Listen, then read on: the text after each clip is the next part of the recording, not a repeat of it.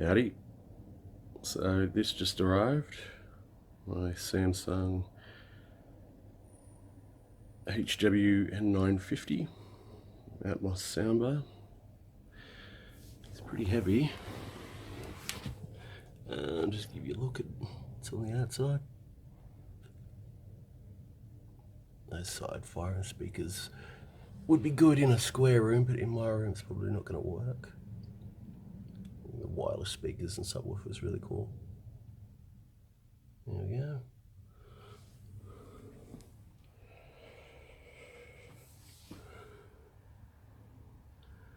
With all the usual DTS:X this time, which is great. So I'll get back to it when I start unboxing. So here we are, cut it open. And here's the main sound bar.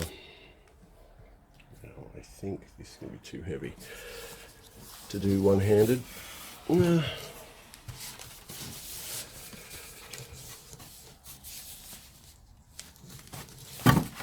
Let's try it.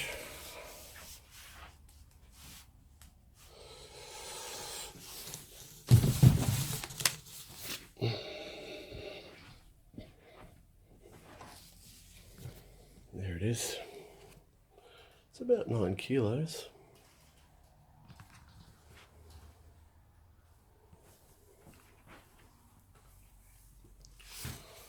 And there's all the ports down there, under there. USB for service updates, I guess. I know it's all upside down, but too bad. The woofer and rear, it's a manual button, I guess, and the network and power.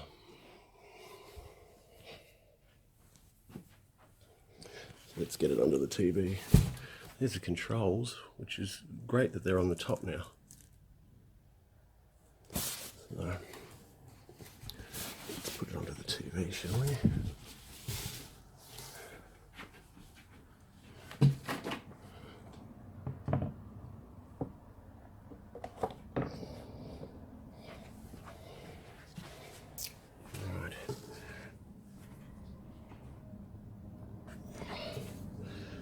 It's going to slide around a bit, but yeah. So I've got a Sony ZD9 or Z9D 65-inch. I've got it on a different pedestal because it was too low and it was leaning back, but it's up a bit and this fits on there just fine. It's about a little over, hanging a little over, and that's about it. It's good. Alright, now into the rear, for the rest of it. Maybe the rear speakers, I guess. Now there's a sub.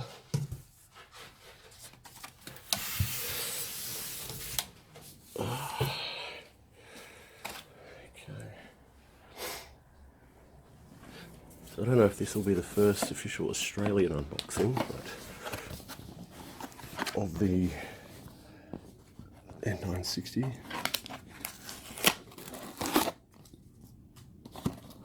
This is going to be all the power cords and whatnot.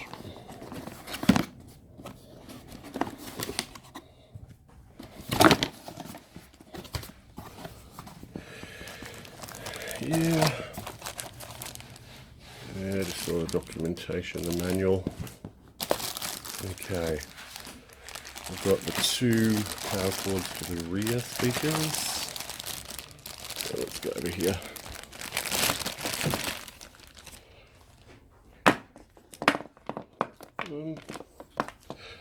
Yeah. Let's see how long they are.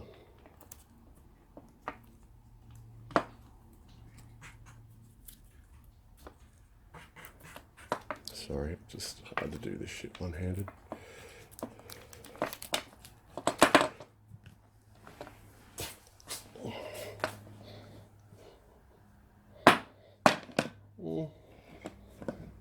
They seem fairly long, not overly, but you know. Yeah, that's one each for each surround speaker. Comes with a HDMI cord.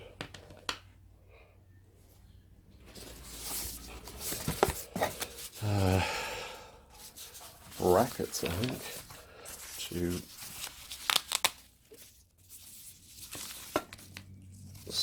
mount the rear speakers.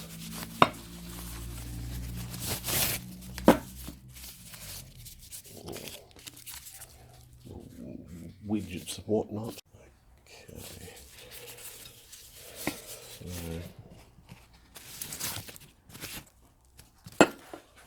Alright, so that's a wall mount for the, okay, so this is for the front speaker, I think. I remember reading that.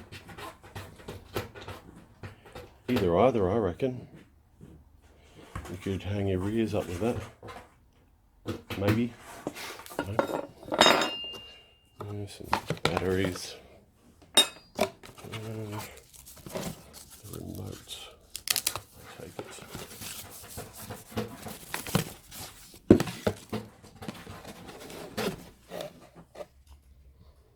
And that's, yeah, it's a good remote.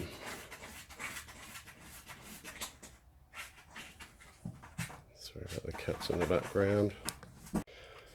Right, so there's the remote. It's pretty good. It's got like a little dot texture thing. Fits in the hand pretty well. It's like a slight bend to it. And yeah, there's a volume rocker, a woofer rocker, sound mode, and yeah, not too bad. And here's the sub. It's got a cool design to it, much like the HW-N950, I think, with the way it goes on the edge there. Nice rounded edge. It's like material, where I guess most of the subwoofering will be coming out. And there's the back. Yeah, just the power and whatnot. That's that. Not that interesting. Now the side speakers.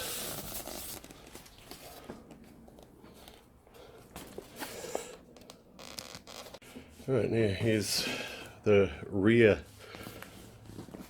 speakers. I just unwrapped one. It'd be hard to do this shit one-handed. Yeah, there's the recessed power port. Got little feet on it, which comes around the back. Yeah. Buttons to set it and whatnot. There's the screw mount hole, which looks like, I don't know exactly how big. So yeah, they're pretty decent. They've got a good weight to them. Yeah, pretty hefty. Okay, so next to, say, an iron. I don't know if that's a good reference, but yeah. So they'll sit, sorry about the mess. They'll sit there at the back. Yeah, they've got a good weight to them. Sub is actually quite heavy, which I think is a good indication of the quality of a sub. And here we've got some more cords. Now, over here we had two cords, so I'm not sure. Yeah, one would be for this. I think I read somewhere that the cord's pretty short, but we'll find out. Anyway, I'll set it up and give you a listen. Okay, so I've spent a day with it. and some of the night, testing it out with some movies and some music, and just fiddling with it, the levels, and the different sound modes and stuff. But here's just a little demo of Dolby Atmos, which I'll show you now. You might want to put headphones on and record it in stereo. Don't know if that makes that much of a difference, but you might be able to get a little bit of a better idea. But here you go.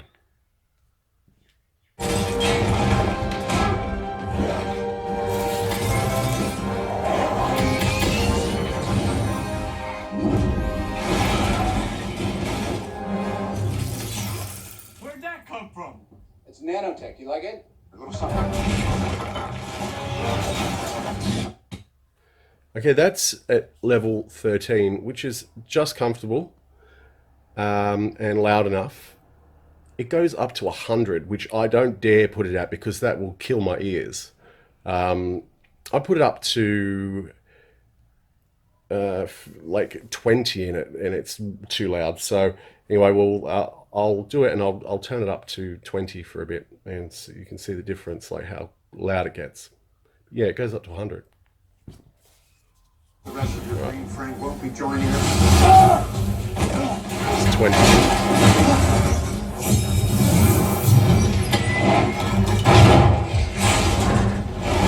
You gotta get that stone out of here now. It stays with me. Exactly. Bye.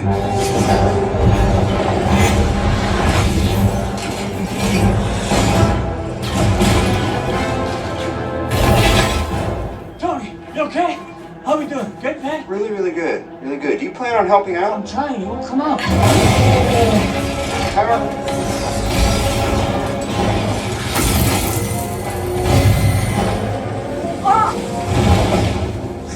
Come on, Hulk. What are you doing to me? Come on. All right, there's a quick demo. That is was at 21, from 13 up to 21, and 21 is fucking loud. And I live in a two-bedroom, fairly small flat. It's too loud for listening. So this thing would fill a room, a big room, definitely. It's got a lot of power to it, and the dialogue is very clear. And you can play with the bass and the treble, so you can make it even clearer and give it more oomph to the overall sound. And then so the two front ones don't actually, like the ones at like firing at the front of you, don't have a level to change, funnily enough, which is weird. But the center, you can change it. The front top, so the Atmos speakers, you can change that. The rear facing channels, you can change that, and then the rear Atmos upper channels, you can change that. So it's weird that the front stereo channels you can't change the level of.